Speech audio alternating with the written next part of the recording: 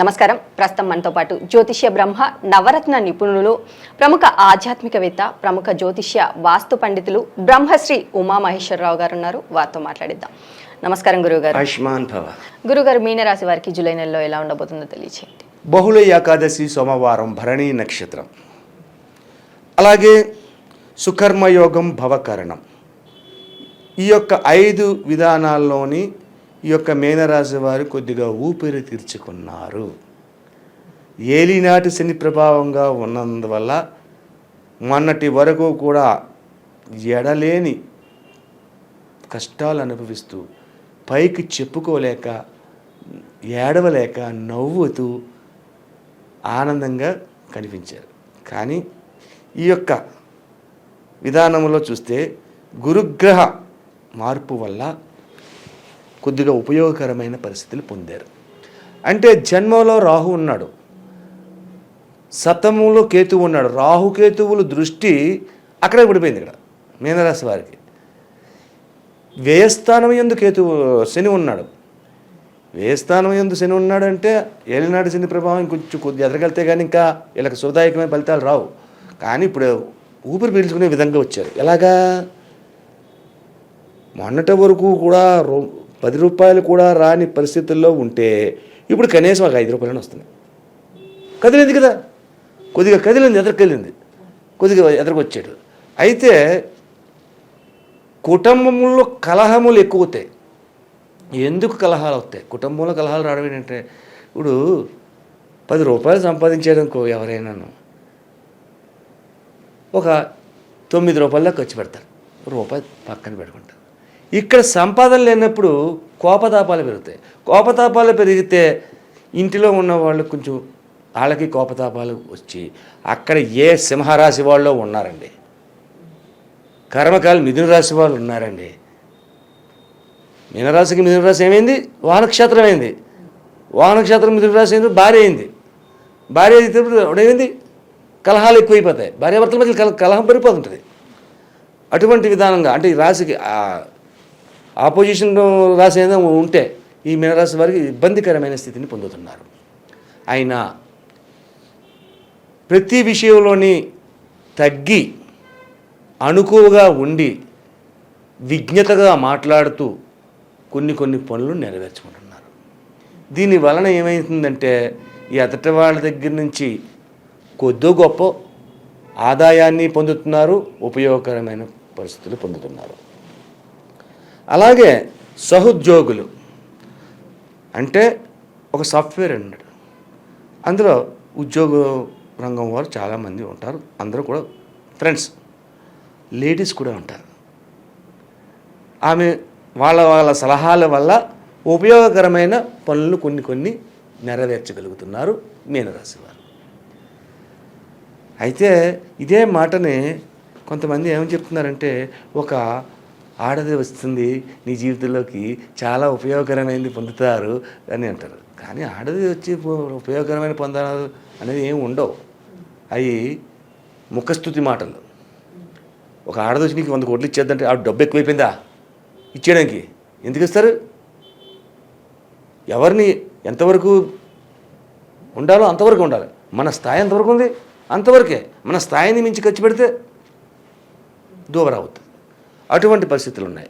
అయితే మిత్రుల వలన, సహోద్యోగుల వలన ఉపయోగపరమైన సలహాలను, సంప్రదింపులను తెలుసుకుని వాటి ద్వారా వీళ్ళు కష్టపడి చేసుకుంటూ ఉంటే దాని ద్వారా కొంత అభివృద్ధిలోకి రావడం అనేది జరుగుతూ ఉంది. అయితే గత మాసంలో చాలా ఇబ్బందికరమైన పరిస్థితి ఉన్నా కూడా ఈ మాసంలో అంత ఇబ్బందికరమైన పరిస్థితి లేదు. అంటే ఒక విషయం చెప్పచ్చు, అప్పు కూడా దొరకని పరిస్థితి, కానీ అప్పు దొరుకుతుంది. ఇప్పుడు అప్పు కూడా దొరకని వారికి అప్పు దొరుకుతుంది. మరి గొప్పదనమే కదా. అప్పు ఎలా తీసుకున్నారండి? ఒక క్రెడిట్ కార్డు వచ్చిందండి, క్రెడిట్ కార్డు తీసుకున్నాం, ₹1,00,000 వచ్చింది కార్డులోంచి. ₹1,00,000 అన్నా దానికి టైం ఎంత ఉంది? నెల రోజుల టైం ఉంది. నెల రోజులు దాటితే ఇంట్రెస్ట్ పడిపోద్ది. నెల రోజుల లోపల కడితే ఇంట్రెస్ట్ లేదు. ఈ ₹1,00,000 మనకి వడ్డీ లేని అప్పు వచ్చింది. ఈ అప్పుతోటి ఈ నెల రోజుల్లో చాలా తిప్పచ్చు. తెలివైన విధానం ఆలోచిస్తే ఎంతైనా తెప్పచ్చు. అయితే ఇప్పుడు మీనరాశి వారికి అంత తెలివితేటలు రావు గమ్ముని, కాబట్టి అప్పు వచ్చింది. దానివల్ల ఒక నెక్స్ట్ మంత్కి కొన్ని ఇబ్బందులు ఇంకా మెరుగుపడతారు, కాబట్టి ఆ అప్పు కూడా తీర్చుకునే అవకాశం ఉంటుంది. అటువంటి విధంగా జరుగుతున్నది. అలాగే మీనరాశి వారు ఎదుట వ్యక్తుల దగ్గరికి వెళ్ళి మీరు ఎంత వినయ విధేయతగా మాట్లాడినా ఎదుట వ్యక్తులు మిమ్మల్ని కొద్దిగా చులకన భావంగా చూస్తుంటారు. కానీ అది తట్టుకోలేరు. వీళ్ళు చులకన భావంగా చూసి తట్టుకోలేరు. గౌరవభావంగా చూడాలి, గౌరవాన్నే పొందాలి, గౌరవం మర్యాదల్ని దగ్గర తెచ్చుకోవాలి అనే భావం ఉంటుంది. దాని గురించి కొంత ధనాన్ని కొంత సమయాన్ని వృధా చేసుకుంటారు. ఎందుకంటే ఎదుటివాడు మనల్ని గౌరవించాలంటే మనం కూడా గౌరవించాలి. మనం గౌరవించకుండా ఎలా కుదురుతుంది? అటువంటి విధానంగానే ఉన్నది.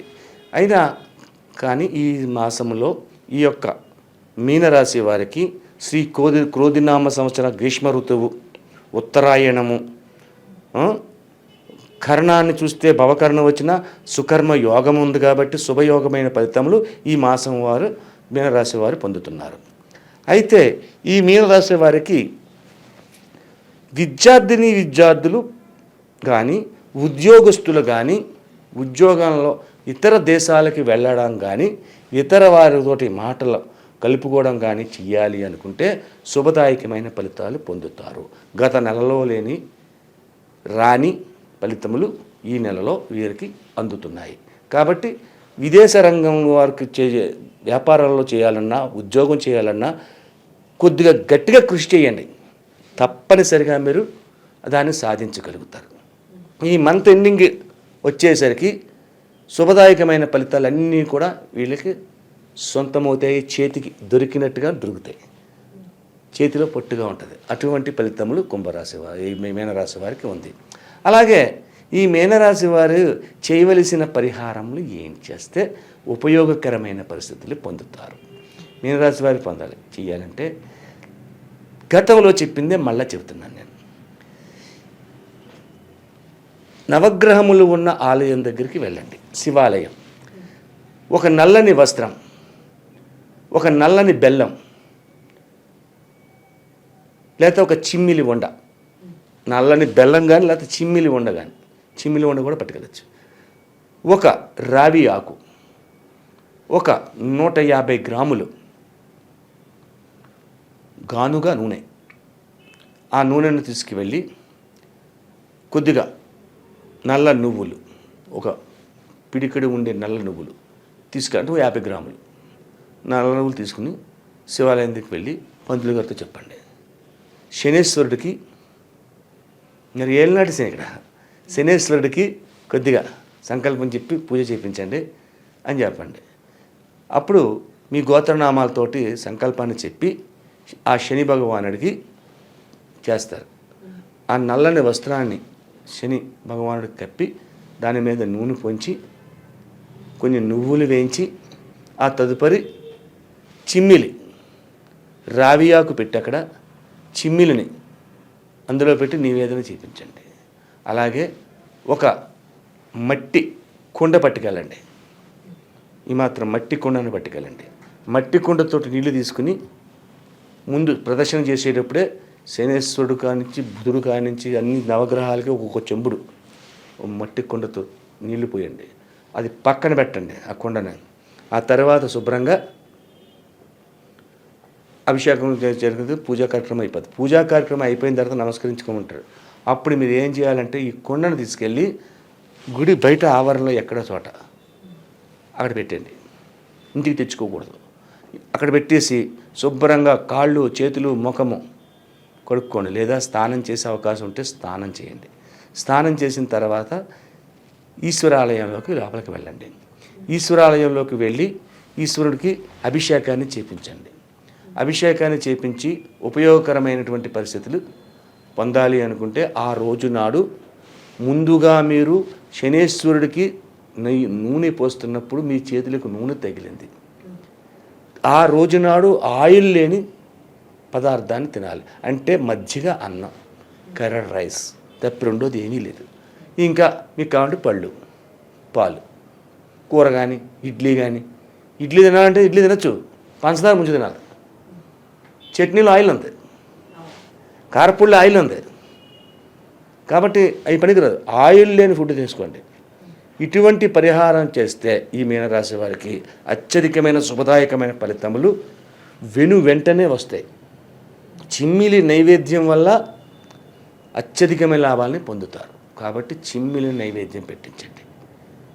ఈశ్వర ఆలయంలోకి వెళ్ళి ఈశ్వరుడికి అభిషేకం చేయించండి. తర్వాత అభిషేకం చేసిన తర్వాత సాయం సంధ్యా సమయంలో మళ్ళా ఈశ్వరాలయానికి రావాలి.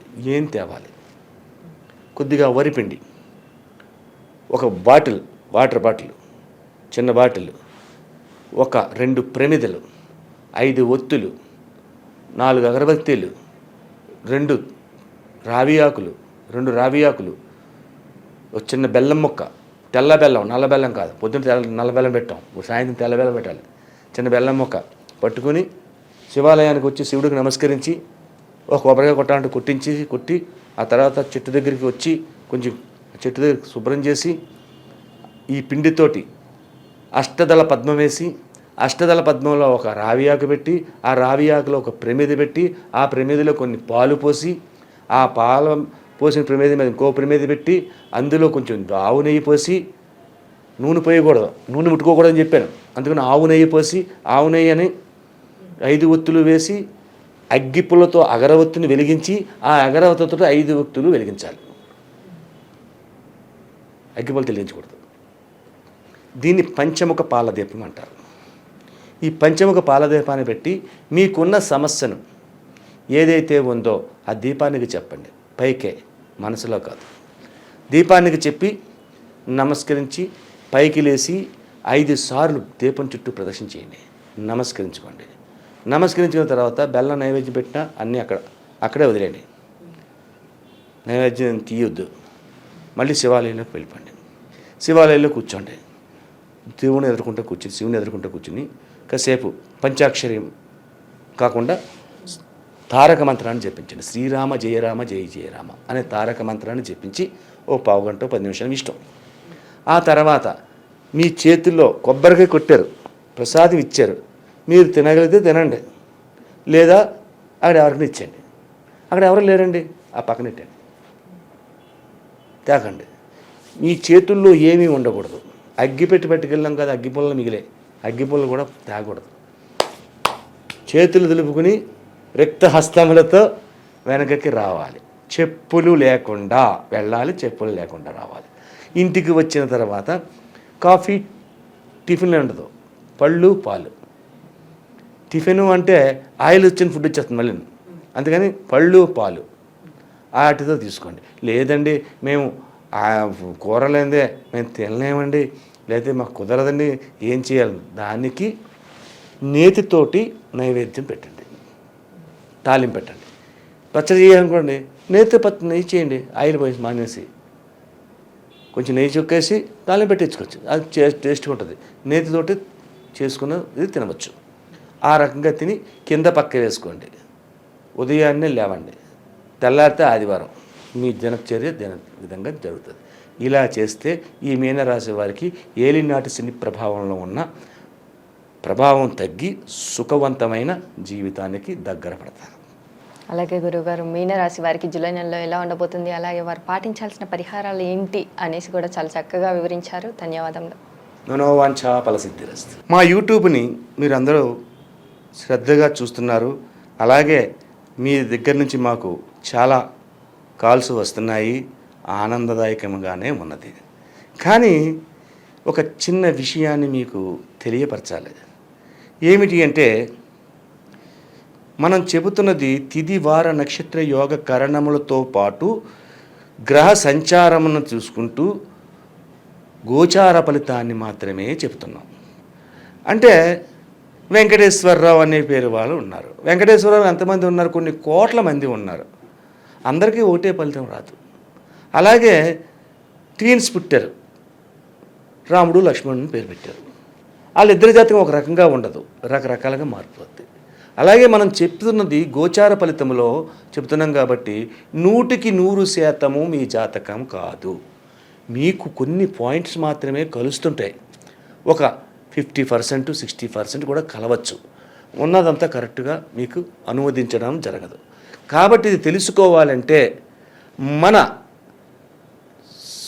స్వజాతకము అంటే ఏ తిథి వార నక్షత్ర యోగకరణాల్లో పుట్టాము, ఏ నక్షత్రంలో పుట్టాము, అటువంటి సమయంలో పుట్టాము, దీని వలన జరుగుతున్న గ్రహబలం ఏంటి అనేది. అంటే ఇక్కడ మనం చెప్పుకోనిది ఒక్క గోచార చక్రాన్ని మాత్రమే చూసి చెప్తున్నాం. అదే మీ జాతకాన్ని చెప్పాలి అంటే రాశి చక్రం చూడాలి, భావచక్రం చూడాలి, నవాంశ చక్రం చూడాలి, ఇంకా చాలా చక్రాలు ఉంటాయి. ఎన్నట్లకంటే ముఖ్యమైనది ఈ 3 చక్రాలు మేము చూసి చెప్తాం. చూసినందువల్ల మీకు 100% వస్తుంది.